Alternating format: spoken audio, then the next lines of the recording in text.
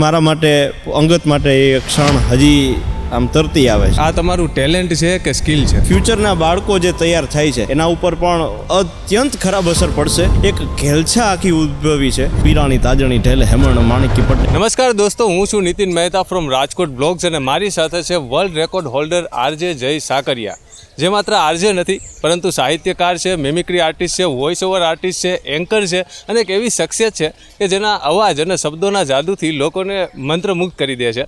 RJ જય સાકરિયા રાજકોટના red એફએમમાં radio jockey તરીકે લિસનરના દિલ તો જીતી જ રહ્યા છે. સાથે સાથે લાઈવ ઇવેન્ટ્સમાં એન્કરિંગ કરીને અને સોશિયલ મીડિયામાં એક્ટિવ રહીને પણ રાજકોટના જાણીતા અને ચાહીતા બની ગયા છે.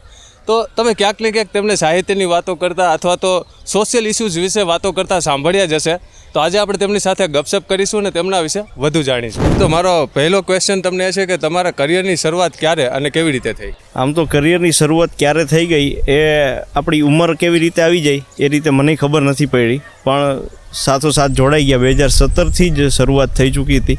ઇન્ટર્નશિપ કરતો અને 18માં આરજે તરીકે મને ચાન્સ મળ્યો અને બસ પછીથી यही सफ़र है. ઓકે, તો તમને આ સાહિત્યમાં ઇન્ટરેસ્ટ કેવી રીતે ડેવલપ થયો અને ક્યારે થયો એકચ્યુઅલી? 2008 એટલે 8મું ધોરણ. સાહિત્યની વાતો ટીવીની અંદર સાંભળતા ત્યારે મોબાઈલનો એટલો યુગ નહોતો અને હું પહેલાં માત્ર આખા દિવસની ચર્ચા હાસ્યસભર કરતો, પણ એ ડાયરાની શૈલીમાં. પછીથી થયું કે ભાઈ આ તો સારું છે અને આની અંદર તો સારું ઉતરવા જેવું છે અને બસ પછીથી સાહિત્ય પકડાણું. ગુજરાતી સાહિત્યમાં તમારા મનપસંદ પુસ્તકો ક્યાં છે? મારા રસનો વિષય લોક સાહિત્ય છે, એટલે કોઈ પણ નવલકથા તમે લઈ લો એ પણ મને પસંદ આવે. બાકી સૌરાષ્ટ્રની રસધાર, સોરઠી, બારવટિયા, મેઘાણીજીને તો આપણે એટલું માન આપીએ જ છીએ, પણ હરિકિશન મહેતાનું લખાણ પણ અંગત રીતે મને ગમે છે. અને બાકી કવિઓને, કોઈ લેખકોને એટલા ખાસ વાંચેલા નથી, તો બાકીના પુસ્તકો તો જેમ વાંચતા જાય એમ ખબર પડતી જાય. પણ હૈયામાં વસેલા આ બધા પુસ્તકો છે. તો જ્યારે જયભાઈ રેડિયો કે પછી કંઈ ઇવેન્ટ્સમાં નથી હોતા ત્યારે તેઓ તેમની આ વાડીએ હોય છે કુદરતી વાતાવરણમાં, અને તેઓ ખાસ કરીને એનિમલ લવર છે અને ખાસ કરીને અશ્વ પ્રેમી છે. તો એના ઉપર મારો તમને ક્વેશ્ચન છે કે અશ્વમાં કેટલા અલગ અલગ પ્રકાર હોય છે અને એમાં જે કાઠિયાવાડી જે આપણું હોય છે અશ્વ, એના શું ગુણ હોય છે? ખાસ કરીને ભારતની અંદર મારવાડી, સિંધી અને કાઠિયાવાડી 3 પ્રજાતિ જોવા મળે છે. કાઠિયાવાડી સૌથી અલગ છે. 4 લાંબા, 4 ટૂંકા, 4 પહોળા એવા એના ગુણ છે. વિશેષ ઊંડાણપૂર્વક ચર્ચા કરીએ તો આ રાતથી સવાર પડે. તો ખાસ કાઠિયાવાડીની 36 જાતો છે અને અલગ અલગ પ્રદેશ પ્રમાણે એનું વર્ણન હતું. પણ એ અલગ અલગ પ્રદેશની કેવી જાતો તો કે પીરાણી, તાજણી, ઢેલે, હેમણ, માણિકી પટ્ટી, નોરાડી, હિરાડી, વડી, મૂંગી, ફૂલ, માળ, બોજલી, માછરી, રેડી, સિંગાળી, છોગાળી, બેરી, છપર, વાંગડી, સેડી, ચાંગી, ચમરે, ઢાળ, દાવડી, પૂતળી, રેશમ, કેસર, મુગટ, મૂલ્ય, લખી, વાંદરીને લાલ, અટારી જબાત, મની, રમી, હરડીને લાલ, મોંઘા, મૂસવાડી, એવાધારા, હોરડ, તારા, તુરંગા, ઓલાદ. આ કાઠિયાવાડી અશ્વ જાતિ, એની અંદર પેટા જાતિઓમાં આટલા નામ આવે છે. 2019માં 72 કલાક સુધી તમે ઓન એર રહ્યા હતા અને એનો તમે વર્લ્ડ રેકોર્ડ હોલ્ડ કરો છો, તો એ વિશે તમે થોડીક વધુ માહિતી આપશો? અદ્ભુત એક ક્ષણ હતી. 72 કલાક સતત સ્ટુડિયોમાં રહેવાનું. લોકસભા ઇલેક્શન, લોક જાગૃતિ માટે થઈને એ અભિયાન શરૂ કરેલું અને લોકોનો રિસ્પોન્સ એવો હતો કે રેડિયો ત્યારે ખૂબ લોકો સાંભળતા, હજી સાંભળે છે પણ પ્રમાણ ઓછું છે, ત્યારે સાંભળતા અને લોકોએ પોતાની રજા મૂકી દીધી હતી. અને આ વાત સાંભળી અને લોકો આવેલા કે ભાઈ અમે અમારા કામે તો જવાના છીએ, ફરવા તો જવાના જ છીએ, પણ મત આપીને. તો સાથે એવું થતું કે પરિવારજનોએ આવતા, સગાવાલાએ આવતા, અને હું જાણતો નથી એ લોકોએ ઘણા બધા કેક લઈને આવે, કોઈ લીંબુ શરબત લઈને આવે, કોઈ ચા પાણી લઈને આવે અને કેમ કે તમે આ કામ કરો છો તો અમે અમારો આ ટેકો. અને મારા મિત્રો રાત્રે સ્પેશિયલ ત્યારે તો હજી આ બધા રાજકોટમાં સ્ટેન્ડઅપ કોમેડીને એવું કંઈ હતું નહીં, એટલે અમે કવિ બધા મિત્રો, હું તો કવિ નથી પણ જે કવિ બધા મિત્રો હોય આવે કે આપણે સાંજે કે અહીંયા ડાયરો જમાવશું, મતલબ બેસું ને કીકી ખાખા કરશું. તો એ સપોર્ટ મને મળેલો.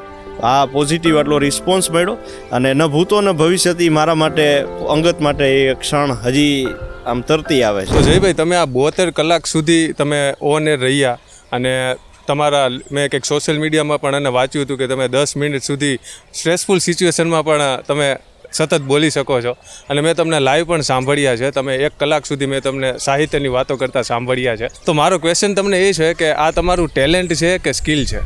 ટેલેન્ટે કહી શકો અને મહેનતની સ્કિલે કહી શકો. ભગવાને આપેલું ટેલેન્ટ છે અને મહેનત એ ઊભી થયેલી આગળ આવેલી સ્કિલ છે. એ બેય જ્યારે એક થાય ત્યારે જ આપણે આગળ આવતા હોય ને આગળ વધતા હોય. એ મારું એવું માનવું છે. તમે સોશિયલ મીડિયા અને યુટ્યુબમાં ને બધે એક્ટિવ હોવ છો, એટલે એને રિલેટેડ મારો ક્વેશ્ચન છે કે એમાં જે લાઇક્સ છે, જે ફોલો છે, સબસ્ક્રાઈબ છે, એના માટે શું કામ કરવું જોઈએ ને તમે શું સમજો છો એને? લાઇક, વ્યૂઝ અને ફોલોવર્સ, સબસ્ક્રાઈબર્સ આ તો લોકોને જો ગમે તો તમને જોવે, એના વિશેની વાત છે આખી. પણ એક ઘેલછા આખી ઉદ્ભવી છે કે મને જાજા વ્યૂ, ફોલોવર્સ ને બધું મળે એટલા માટે એક કક્ષાથી લોકો નીચે જવા લાગ્યા છે. વાણી વિલાસનો પણ ભરપૂર ઉપયોગ થાય છે, જે ખરાબ હોય છે, જે આપણા પેરેન્ટ્સ પણ કદાચ એ વિડીયોઝ જોતા હોય અને આપણે પણ જોતા હોય તો ઘરની અંદર જ્યારે વિડીયો ચાલુ થાય ત્યારે બહુ શર્મનાક ઘટનાઓ બનતી હોય છે અને એનાથી ફ્યુચરના બાળકો જે તૈયાર થાય છે એના ઉપર પણ અત્યંત ખરાબ અસર પડશે. તેના માટે જે કોઈ પણ ક્રિએટર હોય એને પોતાને જેટલું સમજવું જોઈએ કે એક લેવલથી નીચે અને શબ્દની જે શૈલી આપી છે એની એક લિમિટમાં રહીને આગળ વધાય અને એવા જ વિડીયો બનાવાય. મારું અંગત પોતાનું માનવું છે, બાકી તો દુનિયા છે, કોઈને કંઈ કહેવાય નહીં. રાજકોટ શહેર અને રાજકોટના લોકો વિશે તમારું શું મંતવ્ય છે? રાજકોટ એક જ એવું શહેર છે કે આયના જેવી મજા તમને ક્યાંય આવે નહીં. ગમે એને તમે રાજકોટમાં મૂકી જાઓ તો પછી એને બીજે ક્યાંય હોરવે નહીં, કારણ કે અહીંયા મજા આવે ત્યારે રજા રાખે ને રજા આવે ત્યારે મજા રાખે. એ આપણા રાજકોટના માણસ. અને રાજકોટ ઉપર તો એવું કહેવાય છે કે રાજકોટ નાનું ને ધંધા જાજા, શહેર સાંકડું ને શેઠિયા જાજા, શેરીઓ હાંકડીને ગાડીઓ જાજી, પૈસા ઓછા નવા જાજી અને બાયુ દેશીને ફેશન જાજી. એટલે ખબર નહીં ગમે છે, પણ હું કામ ગમે છે એની ખબર નથી, પણ રાજકોટ જ ગમે છે. તો થેન્ક યુ જયભાઈ, તમે આટલો બધો અમને સમય આપ્યો અને તમારા વિચારો, અનુભવો અમારી સાથે શેર કર્યા. અને જે લોકો આ વિડીયો જોઈ રહ્યા છે, રાજકોટ બ્લોગ્સના ગપસપ વિડીયો જે જોઈ રહ્યા છે, લાઇક, કોમેન્ટ, શેર કરીને ફોલો કરી રહ્યા છે, તે બધાનો પણ ખૂબ ખૂબ આભાર. આવી જ રીતે અમે રાજકોટ ગપસપના એપિસોડ લાવતા રહીશું. મળીએ નેક્સ્ટ એપિસોડમાં. Thank you so much.